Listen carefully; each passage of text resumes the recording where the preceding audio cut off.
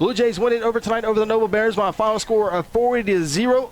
Bluejays advancing to the second round to take on the McAlester Buffaloes. With that and more, let's go downstairs with Ronnie Phillips, who's with Bluejay head coach Kelly Beeby. Coach, this is the last night we get to play at the Rock. Noble had a great offense coming in, high-powered offense. You shut them out. What do you think about defense tonight? What a performance by your defense tonight. Well, you know, the first thing I want to talk about is the home environment here. The crowd was unbelievable. We told the boys, we didn't overstress it, but we told the boys early in the week that, you know, in the last 20 years we've won 20 games that ended at Jelsma, whether that was quarterfinals, first round. A couple of years we didn't make the playoffs. We had Week 10 opponents, but you know we've never said goodbye to our seniors at Jelsma, you know, since 2002, and we weren't about to start tonight. Now, I think Noble was averaging 42 coming in. Only team to hold them was Midwest City early in the season before they got ineligible and beat up. You know, I got to say about Coach George and his staff, they do an outstanding job offensively. Losing their number 3 changed the game somewhat. I still felt like we'd be on the right side of this thing being at home, but didn't anticipate it being quite this lopsided. That's a credit to our boys. You know, I think they had 18 plays on this drive down here where we had four downs from the 1-yard line. We were very dominant up front on the defensive line. I think they may have had 7 rushing yards for the game. I think Isaiah had 220. So, you know, the formula to win playoff games hasn't changed. You have to run the ball and stop the run and affect the quarterback and tackle. And those are the things I felt like we stressed and have stressed all year, and the kids came out and made it stand up tonight. Yeah, I mean, just talk about how gritty your defensive guys are. A couple pick sixes, a strip fumble right there. I mean, nobody was even expecting that. I mean, the side official was on his way in to make the play. The defensive guys never stop, and they always played good together.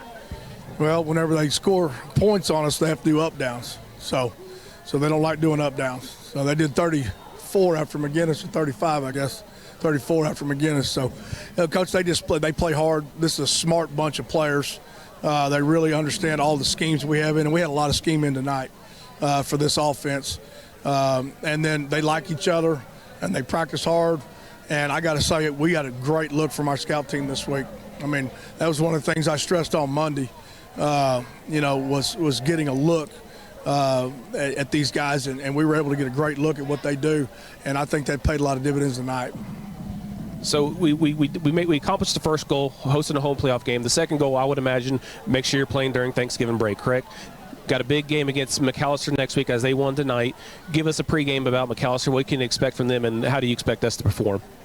Well, I think the kids will go out and lay it on the line again next week. With McAlester, you're going to see a very similar team to the Bluejays. They're going to play great defense. They got a big, dominant offensive line. They want to run the football. They don't make mistakes in the kicking game.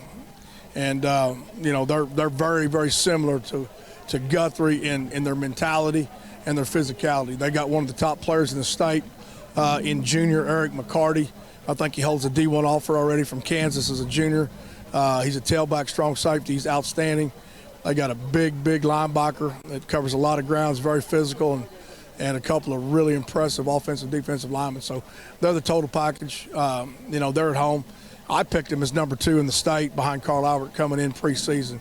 McGinnis, you know, barely slipped by him a year ago at their place in the semifinals. And, you know, it's just one of those things. But, you know, there's only 8 teams left playing. You know, we're in the quarterfinals. Everybody's good. Everybody's got good coaches. Everybody's got good players, and everybody's tough. So something we're looking forward to the challenge. You know, hoping the Blue Jay Nation will follow us over and support these boys, as I promise you, they're going to lay it on the line. Yep, like you say, we got a big game next week against McAlester. It's going to be the probably one of the biggest games in the state. McGinnis was impressed tonight. They dominated Ardmore tonight, so there's still another team to look out. 5A2 just went 3-1 tonight, so that just tells you about how good 5A2 is. Yeah, I'm not surprised by that.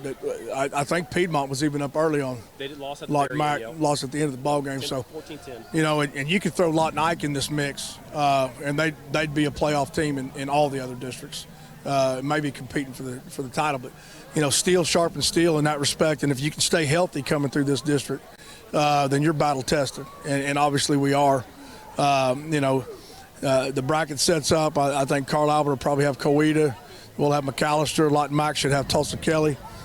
And then I'm assuming Collinsville beats Shawnee, and they'll play Bishop McGuinness. Correct. So that's kind of the way I had it figured before we came in tonight. So there'll be some extremely tough semifinals next week.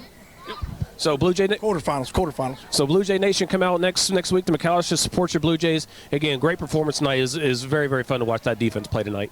Thank you, guys. Appreciate it. Thanks, Coach. Head Coach Kelly Beeby here on the Terra Insure Group post-game show as his Blue Jays win it by a final score of 40-0.